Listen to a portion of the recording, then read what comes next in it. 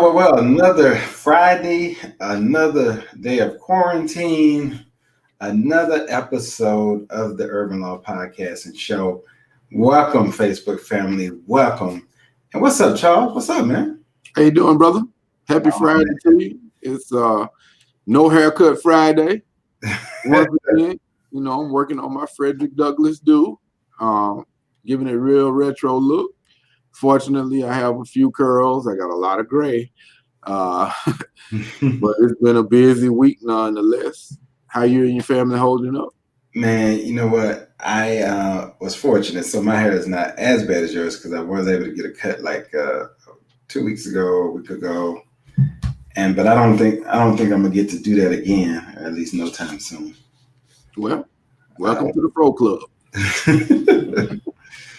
But I'm gonna still try my hand and see what comes up.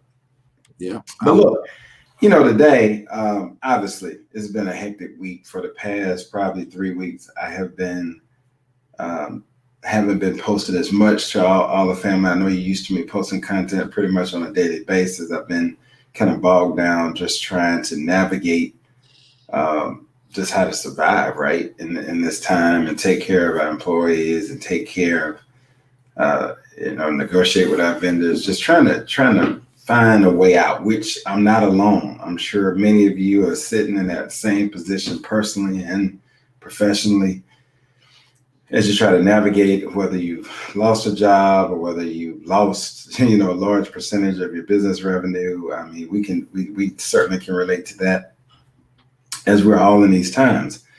But one of the things that in the midst of all this, I just keep reminding people, what are you doing in the trenches? So, to me, this is like a timeout, the way I look at this. And so what you do in that timeout, in that 30 seconds, that 60 seconds, in our case, it might be 3 months, might be 6 months, but whatever you do in that timeout, when you hit the floor and play resumes, you better be ready to execute.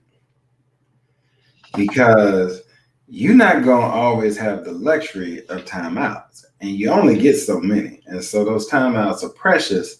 So when you go into timeout, man, you gotta be working and grinding. And as my wife came in, they said, look, I need you to just take a minute and be with the fam and have some balance. And that's so important too. But man, the work hadn't stopped. In fact, the work we probably doubled down on the work, whereas the revenue might have stopped.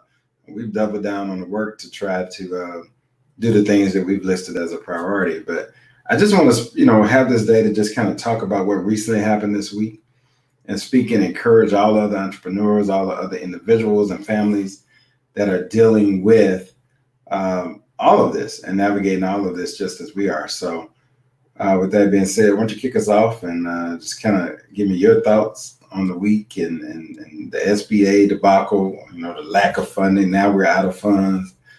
Let's talk a little bit about that and dive into that. Well, I look at it like this.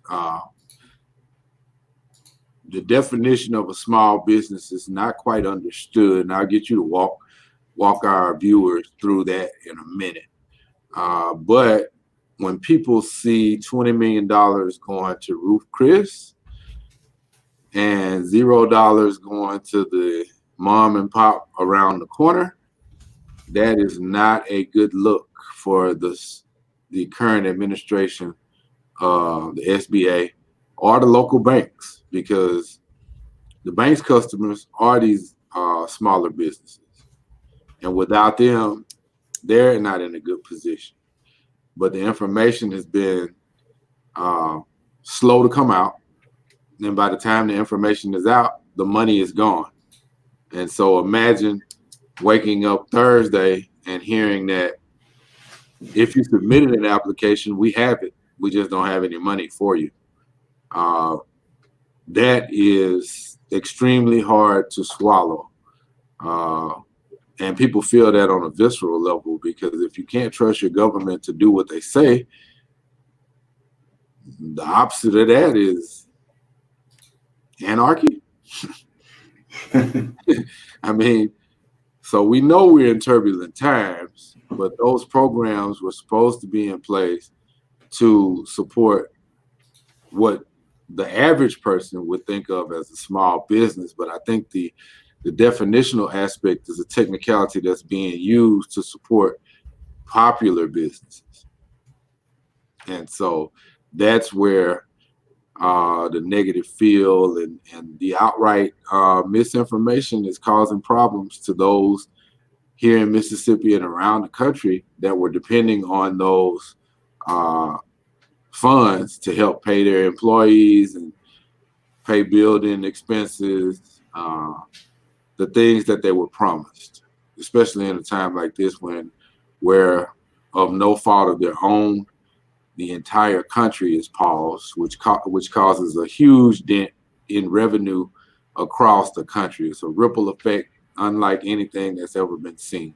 And so any support from the government is a testament to how well those businesses will be able to stay afloat for 60, 90, 120, however many days. I mean, we know just because we deal with small businesses that most of these businesses had about $20 worth of 20 days worth of reserves on hand. Yeah. And so they needed that, and it's not there. But you can get a steak, I guess, at Ruth Chris if you have a Ruth Chris here. You know, and I was trying to find a simple chart that breaks this down, and I'll keep looking for it while we talk about it. But, you know, the reality of it is most people don't really understand. So the way most people think of small business in terms of layman terms is not how the government defines small business. That's very correct. I mean, so for example, when you think about a business, here's the size standards employee-wise: 500 or less employees. Yeah. First of all, that's a lot of employees. That is a huge amount of employees. So, and then, okay, I'm gonna stop you right there. 500 people. Is that small in anybody's definition other than the government through the Small Business Administration? Because most people consider small businesses to be 5 people, 2 people, 10 people, 40 people, maybe 100. I'm just saying. I mean, you're right. But the reality is, and here's the thing that people don't get: you can do $350 million in revenue and still technically be called a small business. That's right. So that's so misleading. So when you think about it, here's what happens, right? So you got we hear the number as Americans. You got $349 billion that's been earmarked to small businesses. Mm-hmm. All right, Charles. So let's just say you represent Urban Law. Let's say I represent ABC Company. Now, I'm ABC Company. Let me just kind of give you some parameters around that. And let's say I have a franchise, so I franchise it out. So corporately, all right, I have less than 500 employees. So let's say I have 180 employees. Right, in the main office. In the main office. Mm-hmm. I got 50 franchises throughout the country. Yep. Those are not my employees. That's right. But I get paid royalties from every franchisee. That's right. So collectively, my revenues last year was $380 million. I have less than 5 employees. But remember, now I got 180 employees. Let's say the average salary on those employees, the average salary is $50,000 a year. That's taking the top to the bottom. 80 salary is $50,000 a year. Okay, I'm just going to do some math. If we break that down into monthly figures, because pardon me, I'm tapping on my calculator because you know how I get when I get to doing numbers. If we break that down into monthly, so let's just say that's an average of $41.66 a month employee cost. Mm-hmm. Take that $41.66, all right. And then the goal of the money was to be able to keep people on payroll and not let anybody go. So if I got 180 employees, mm-hmm. that's $749,998 a month. I'm applying for a small business loan according to this program, which means, and we know that the average employee salary is more than 50,000 when you factor in the X and all of that, but just a round number. This is supposed to keep them afloat for 8 weeks. So what is that? That's $750,000, right? That's 1.5 million for one small business. Mm-hmm.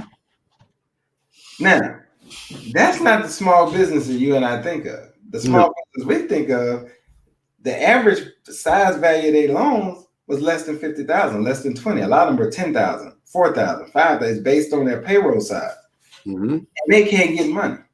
That's but right. the big ones can get the 1.5 million, the 3 million, the 20 million. All right. And I think Ruth Chris, I don't remember what they got. What was it? Do you remember exactly what they got? I believe it was 20 million. That's how they get to that number. So of course. I mean, when you see stuff like that, and we're not a political show. We don't represent any political faction one way or the other. What you do with your personal time is your personal time. But in the firm, that's not our thing.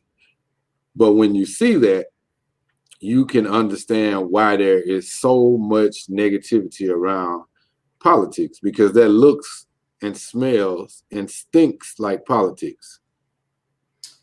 Well, so and that means, Leslie, that one of those imaginary employees is probably a lobbyist. Say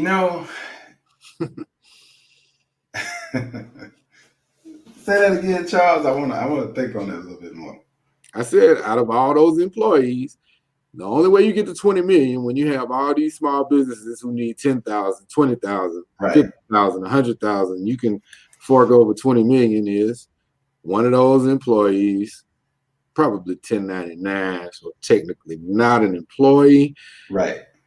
Somebody in the building is connected to a lobbyist. Right. And so here's the reality. So that means your neighborhood. Now, in the midst of this, keep this in mind. A lot of the franchisees that they own were not able to even get the loan. Right. They got it at headquarters, but good luck out in the community. So I tell people, look, some people got it. And for those of you that were fortunate to get it, I am so happy for you. The other reality and factor we got in there is the luck of the draw, depending on how quickly your bank was able to move. That's right. Right. That's a factor. Not all banks moved at the same speed. That's right. I mean, and then, you can't blame the banks because they didn't have clear guidance. Nope. And when you're handing out money, either it's a handout or somebody's on the hook for it. And so if it flows through their institution, they need to know what the safeguards are so that they're not footing a free tab. Right. So, the purpose of what the show today, I wanted us to just deal with this, right? Because a lot of people have called me and like, look, I don't understand this. I thought it was for small business. Well, first of all, and if you've ever gone for any government contracts, anything, you learn quickly what small business means, because you realize as a small business person that may have between 1 and 10 employees, it's not equal. You're competing with people that are still technically a small business that have hundreds of employees. Yep. You got revenue of 20,000 and they got revenue of 20 million. So their capacity to do these forms, to complete these grants, these extensive grants and extensive bids for proposal, and to pay lobbyists and do that, it's not equal to you. So I've always said, and this has nothing to do with politics, I've always said the process is not fair.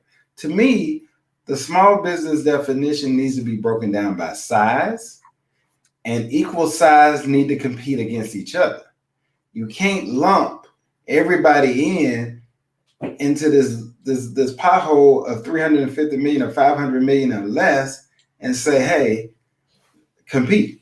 Everything is fair, so. Well, and here's a sports analogy for that. In the 90s, there really wasn't a salary cap in the NFL. So whoever had the deepest pocket, well, that's where the Super Bowls went. San Francisco 49ers Pittsburgh Steelers, Dallas Cowboys. Everybody else get in line. That's true. You know what I'm saying? It was called free agency, right? That's right. Free agency with no cap. So this is where we are right now. You have unequal footing. And when you have unequal footing and you have a pandemic, there are going to be some losses, some huge losses by some of these.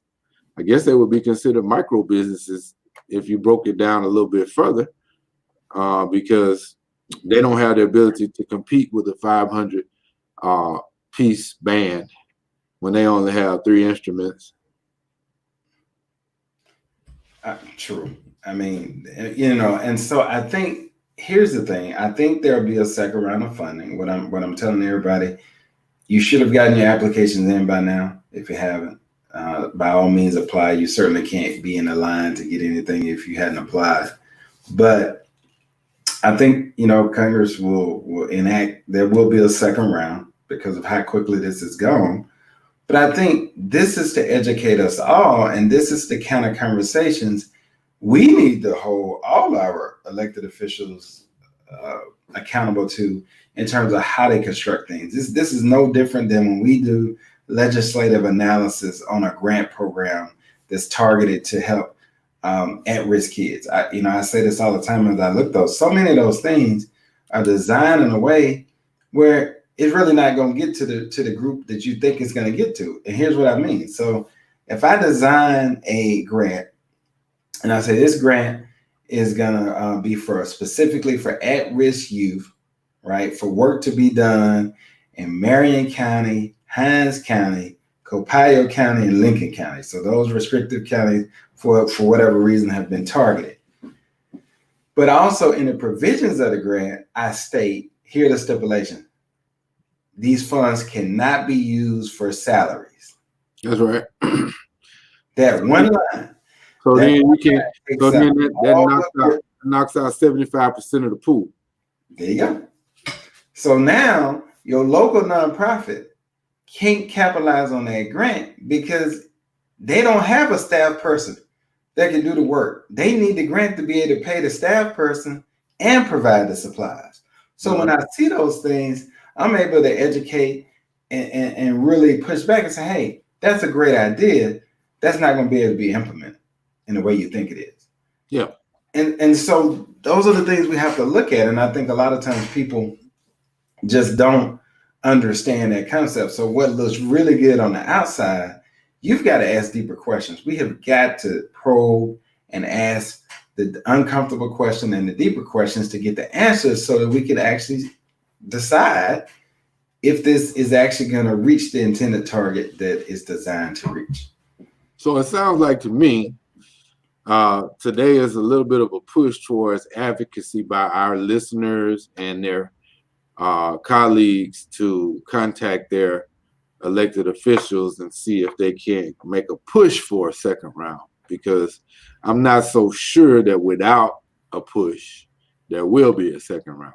That was my point exactly. So I am urging all of you to reach out, email, all the emails are published, hit the offices, express the fact that we need this second round, how critical it is, and really help us get there. It is so important that this happens. It is paramount, because otherwise we're leaving a lot of the businesses at risk that we care about near and dear. Let me open up the comments. Guys, pop in your questions or your ideas or comments. I'll make sure I get it posted on the screen and we can deal with those. But yeah, join us. Share some of the questions. I'd love to hear from you. I see we got Winky Jenkins in the house. What's up, Wink? Tony McGee is in the house. We got Sean and several others. So yeah, so shoot your questions. If you have any questions on this particular understanding of small businesses, how they ran out of money, what that means, we want to hear from you. So pop your questions in and I'll make sure I get those on the screen. Charles, I want you to kind of, you have the unique experience and background of have been political, have been in that sector, have been out of that sector. I've never been political. That's not me. but you have the unique experience of being there. So just from your lens of seeing it both ways, kind of walk me through what your thoughts are on that, and then how do our constituents engage their local politicians to make this push? Well, the first thing is all politics are local. That's a famous cliche, and it's very true from the standpoint that the most pressure you can put on an elected official is by holding them accountable for specific issues. You can't just gripe, you can't just groan, and this is a specific issue. Small businesses who need funding are not getting funding according to the formula that was put forth. Can you fix that by having additional rounds of funding? Otherwise, when they open the country back up, there will be a huge hole in products, goods, services, because those businesses will no longer exist through no fault of their own. The other thing that I learned from being in politics is that you have good people, but it's the people that are around them. And what I mean by that is you have the elected official, but you also have those who play the role of advisor, kingmaker, queenmaker, and then community. Community has a whole lot more power than they realize. I believe Benjamin Franklin famously said, "Congratulations, you have a republic if you can keep it." I believe what he was saying was it's up to the public at large to make sure that chaos does not reign. And the chaos in this instance is, again, a pandemic that's causing huge effects on families at a cellular level, whether that be from actual infections to immediate family or extended family, stress on the medical profession and their families, and then up the chain to businesses that were forced to go into a slowdown and now face a potential shutdown because they're not receiving revenue because no one is there to conduct business. So that is the concrete chaos that he was referring to. I don't know that he had COVID-19 in his sights way back then, but chaos comes in many forms. And so as a whole, the elected officials rely on votes and money and exposure. You have the ability to hold them accountable with your voice. And it can't be an individual voice. It has to be a collective voice. Right. And so those are some of the lessons that I've learned through the years, and fortunate to have been an elected official. And I listen to my community because I'm just a representative. I think sometimes right now we're too comfortable saying, well, what can we do? Instead of using the voice that we have to take action. And I think people sometimes look over the fact that inaction is action. Well, yeah. What did they say? What was Dr. King's quote? Injustice everywhere is, and I'm butchering the quote here.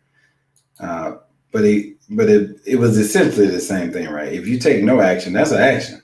Yeah, it is. You made a decision. And right now it has dire consequences. Yeah. I mean, we could do a whole show on opening the country back up before the scientists say it's good to open it up for the sake of saving the economy. That's a different, separate, and distinct conversation. And I have personal thoughts about that. But right now, I think we use our collective voice to help these small businesses as much as we can, such that we can. And that means applying constant pressure. Now, I'll tell you something that I learned in the 7th grade at Jefferson Middle School from Cheetah the Pimp. Pressure will bust a pipe, or pressure will make a diamond. Well, you know what? That's one of the truest statements you ever hear. And here's the reality. I was looking, and I want to have everybody research for yourself the small business tax standards, size standards. It's a complicated read, so you got to take your time because it varies by industry, right? So now for the purposes of the bill and to get it out faster, they just grouped and said 500 or less because there's some industries that's 500 fewer employees. There's different revenue requirements based on your NAICS codes, which is net, and so that basically tells what industry you operate in. And if you filled out for the loan, you had to list your NAICS code. So just know that. But either way, I just wanted you to know, because that was a big question I kept getting. How could the money go that fast when we small business only getting like $20,000, $50,000 a pop? You're talking about, remember, this loan was only to keep people employed for 8 weeks. People forget about that. It was an 8-week, basically, extension to keep people on payroll for another 8 weeks, which would have alleviated some of the pressure off the unemployment lines. Yeah. I mean, unemployment, as we know, has exploded. I mean, in some places you have a 1,201% increase. That means you're probably looking at, all told, unemployment numbers in the mid-20s nationwide, 20%. That is a lot of people. And then compound, this is a house of horrors, so to speak, when you talk about families needing money, needing groceries, needing the basic necessities. I'm aware of several instances where people are looking for their stimulus checks on an individual basis. And those are going to various places, businesses. H&R Block has received some. They didn't know what to do with it, so they sent it back, which means there will be a delay. So we have got to hold our officials accountable. We do. And so I want to switch gears a little bit and talk about what are some things that we can do. Because look, I'm no different than you. It's tight everywhere. It is tight. And so what are some strategies and some things that maybe people hadn't thought of, some common sense things you can do to make your money stretch even further, or some little tactical tips we can give people today that they can walk away with, having some tools that they can put in place to help them stretch things out a little bit longer? Well, my number one tool is cast iron skillet. I can cook anything in a cast iron skillet. So buy staple products and have fun making up new recipes with whatever ingredients you have in the house. And let me give you another, and specifically to this one, because this is something that my wife has put me under, which has actually ended up being good for my health because I'm dropping weight as an unintended consequence of it. But what she's done is like, look, we don't have, just going to the store and getting food and being able to just go get it. That's not the situation today. These shelves are empty. So this is your portion for lunch. This is what you have. That's it. This is for dinner. You on your own for breakfast. And I do the same thing. So whoever cooks, we're packaging it up, and I'm giving my daughter, like, this is dinner, this is lunch. And it's really the portion amount that we should have been eating in the first place. Yeah. So I don't want to get the emails and the texts saying you starving your kid. No, that's not what I'm doing. That's not what I'm doing. What I'm saying is probably is fine. Marsha can control you as long as it's not any cashews around. She's not Yeah, gonna control that portion. yeah. Speaking of that, yeah. So that's been the challenge. She just told me, all right, I'm not buying any more cashews. So Yeah, I already know how that goes. but I think, the one thing about it is we have to react differently. You can't just, eat till it's gone or whatever. You literally do need to eat the appropriate serving size and portion size.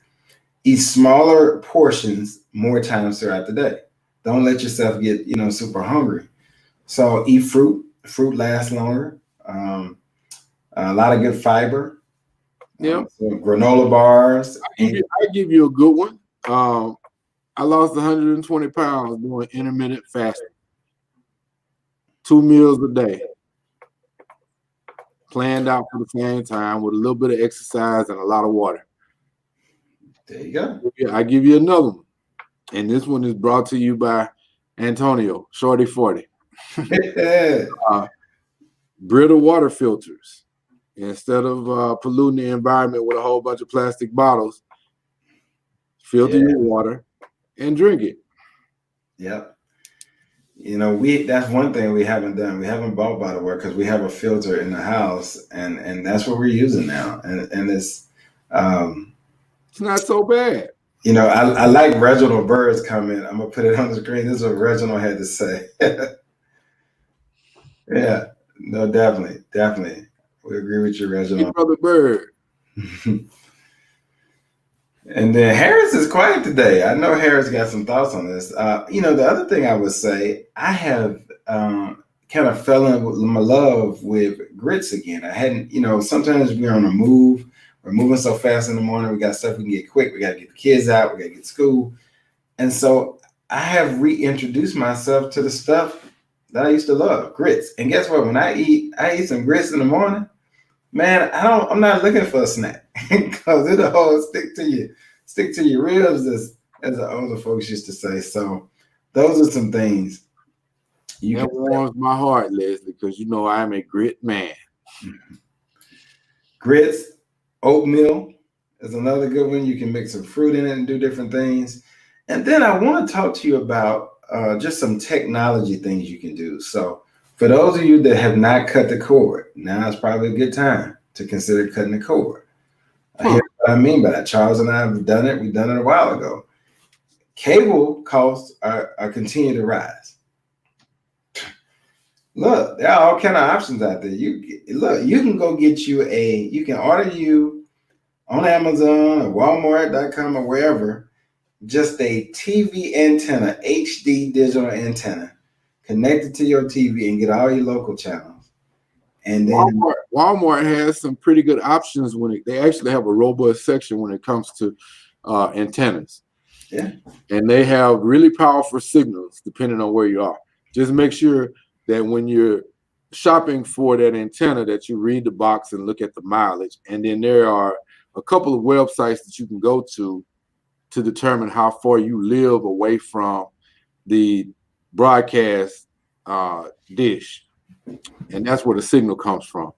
So once you figure that out, and the box will tell you the radius that they cover.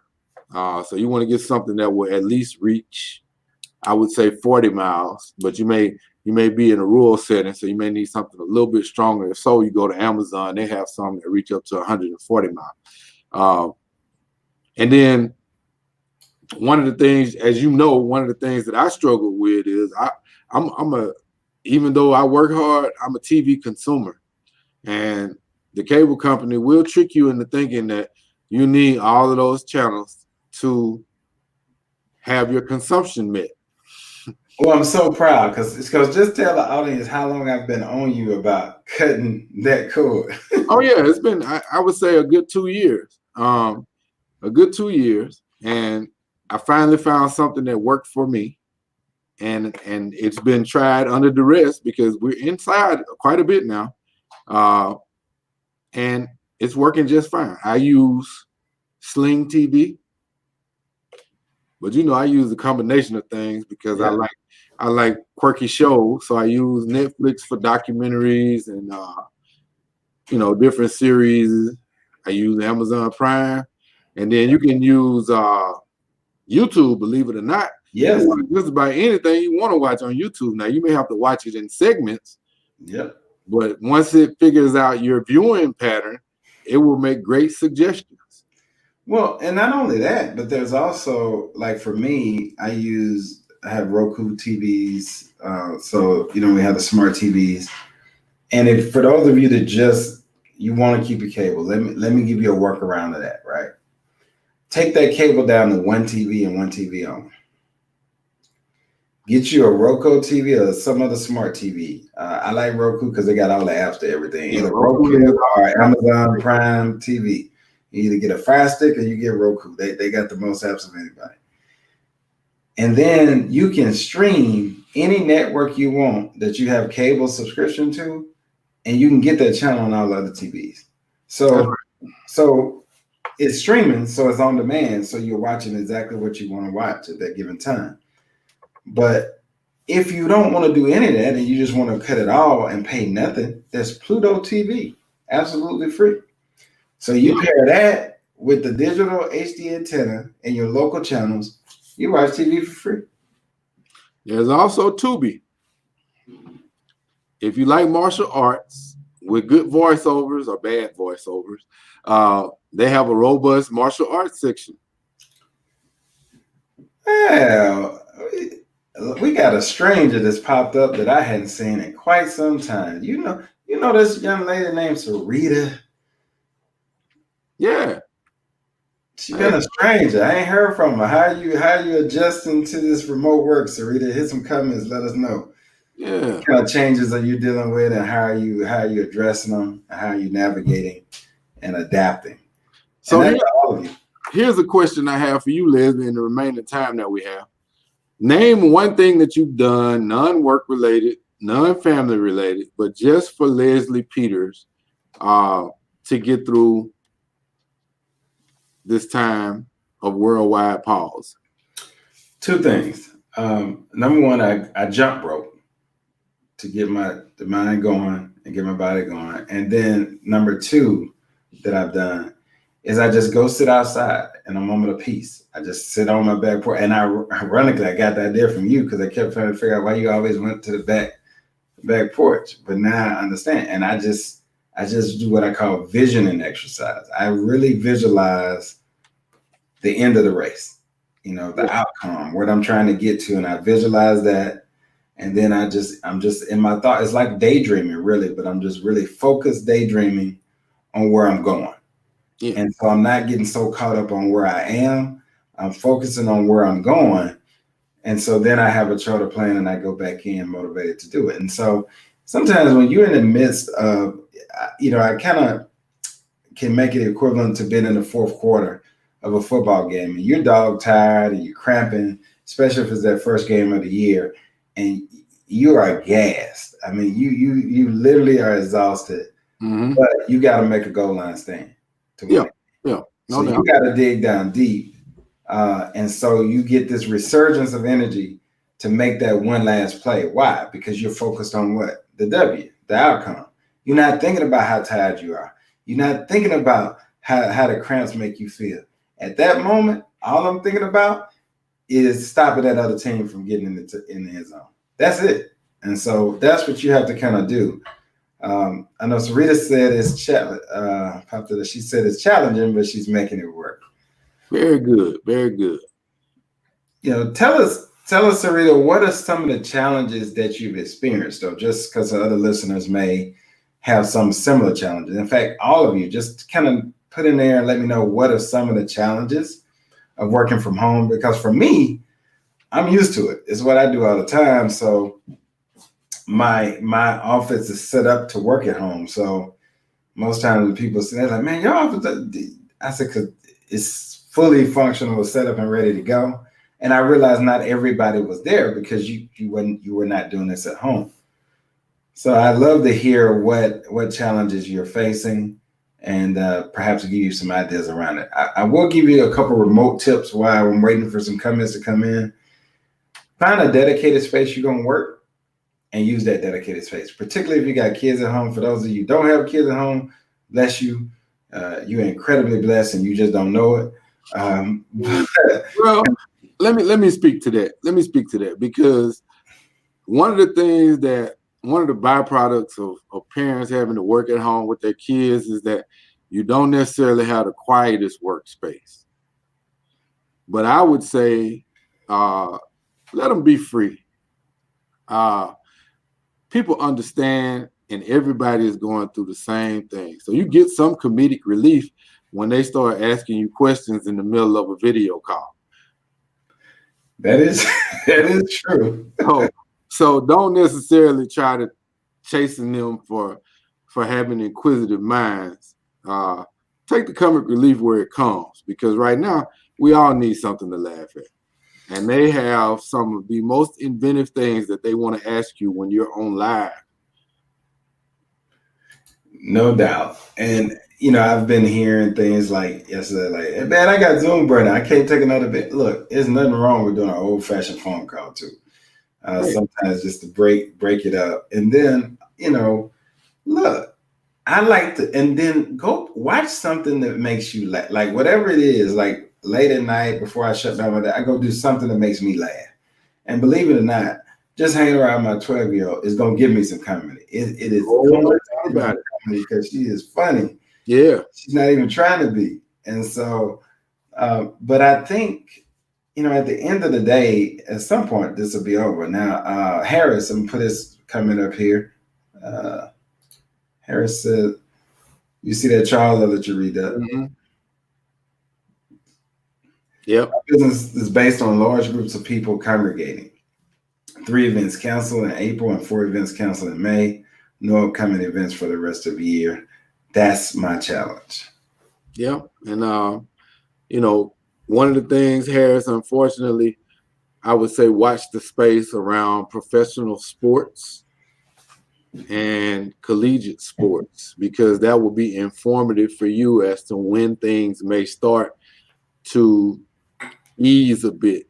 Because right now, we don't know if there's going to be football. And so if there's no football, that means there are no large gatherings. And I know for those of us in the South, no football is that's like canceling Christmas Day for a 5-year-old. Yeah. So my heart goes out to you, Harris. I know how hard you work building your business. It will come back. It's just going to come back slowly. People are going to have to find trust in the science. I think that's how this is going to have to work.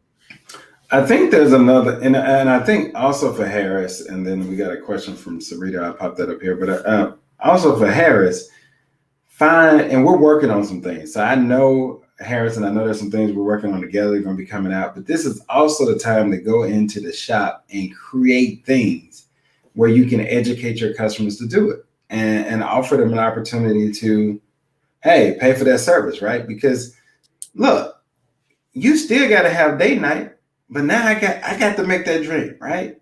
Well, I'll pay you for that education. So how do we find cool ways that we can create an environment or an experience, even though it's virtually, cool ways we can create an experience that gets to the outcome of the person or your customer. And I think there are ways to do that. And I'm looking forward to some of the things that we're working on that we're going to be releasing here soon. So I'm really excited about the work Harris is doing, and it's going to be some good stuff coming. Yeah. And in fact, he and my wife are going to be piloting some stuff here with some of her friends real soon. Sarita said, I didn't have a home office. So I had the designated space and get the printer, cords, and everything else needed. The noise is also a factor, as well as distractions. Zoom calls are challenging because that's when you need it most. Mm-hmm. Yeah, and that's, I think too, as people adjust to virtual meetings, you work out the kinks on what type of lighting you need for your space. It doesn't have to be a big space. Mm-hmm. And then I always remember too, now you can go mobile with a smartphone if you're doing a Zoom or some other apps, teleconferencing. So if you need to move around, just try to move to have A space and a B space. All right.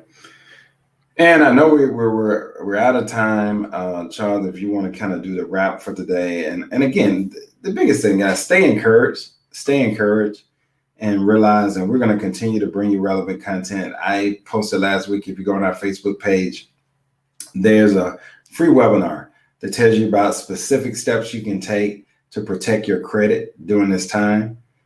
So absolutely free. It's out there. Register, watch the replay of that. There's another free webinar that we did that's out there dealing with how to form your business the right way. That was in partnership with Representative Jackson. So, and we're going to continually put information and resources out there. So make sure you register, support these events. We're not charging anything for them, but we are getting this information out to you so that you can take the necessary steps to put yourself in a position to win. Look, it's coming back. And as I shared with you guys last week, some of the biggest companies, some of the companies we know and love, were all founded in recessions. That's right. Disney was founded in a recession, 1971. Yeah, this is the time to be creative. Let those visioning exercises. Be still with yourself. Be quiet. Visualize and write it down. Don't just think about it, because it will be gone in a minute. Because there are plenty of distractions. Even though you're at home, there are plenty of distractions. You didn't ask me, but I'm gonna tell you anyway. Instead of wrapping up, I'm gonna tell you some of my stuff. There are. And how do you get around those distractions? So one tip for any video conferencing tool, I'm in a quiet space, so I'm not using one right now. But if you don't have one and you're doing a bunch of Zoom and virtual calls now, get your headset, right? I prefer the one that only has one ear, right? It allows me to hear what's going on around me. So if the kid is doing or whatever's going on, I can hear that. However, it has noise cancellation, so the audience or the participants can't hear it. And I'm able to hear here. So the sound is not coming out in the open, it's coming in here, and the microphone is here. So use that. That'll help improve the quality of your video conferencing. And it's real lightweight. You can get these things on Amazon or something, a Bluetooth one, or you can get one that plugs in. Don't spend a lot of money. You can get one for under $20. That's really good. All right. So here's a couple of my pop culture things that I'm a big music fan. We have Reginald Bird in the house, who's a professional DJ, among other things. I'll give you my latest discovery. To me, it's a discovery. Moonchild. For those not familiar, YouTube has NPR Tiny Desk series. And some of the best musicians, bands, it's a proving ground. They pick winners. So no matter your musical taste, there's likely someone that you know and love in the music industry on Tiny Desk. You can go on YouTube and watch it. NPR Tiny Desk series. One of my recent discoveries, they're new to me, but they're not new to others, is Moonchild, a group of, it's a young dynamic super group of students from University of Southern California. They all have their own individual projects, but they come together and they make beautiful music. They play instruments. You have French horn, flute, saxophone, 2 pianists, drummers, backup singers, the whole nine. And they are organic and they are really, really good. So that's one. And then jazz documentaries. Netflix recently added Chasing Trane, which is the documentary on John Coltrane, who happens to be my patron saint of jazz. I wanted to revisit with his documentary, so I watched it on YouTube before they posted it again. And I watched it in segments. If anyone is interested, there is the Church of John Coltrane in San Francisco. So that's a thing. I didn't even know that was a thing. Yeah. And that comes from one of the interviews that he did right after he released A Love Supreme. Anybody who knows me knows that's my favorite jazz album of all time. Always has been. You know, and in that interview, he was asked how he wanted to be remembered. And one of the things he said was he wanted to be remembered as a saint. To some people, that would be pretentious. But if you ever listen to Coltrane, then you know that there is something different about his sound and about the way he approaches music. As a matter of fact, there's an untold number of dissertations and master theses just on his chord progressions. He has his own. So if that's, for those that are into musical instruments, that's something you can look at. I know at one point in time, Etsy had someone who was selling his chord progression as art. So all things Coltrane, all day.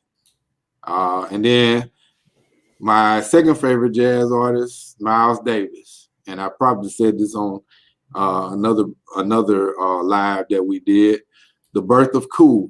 If you want to know about Miles, it's on Netflix. You can watch it.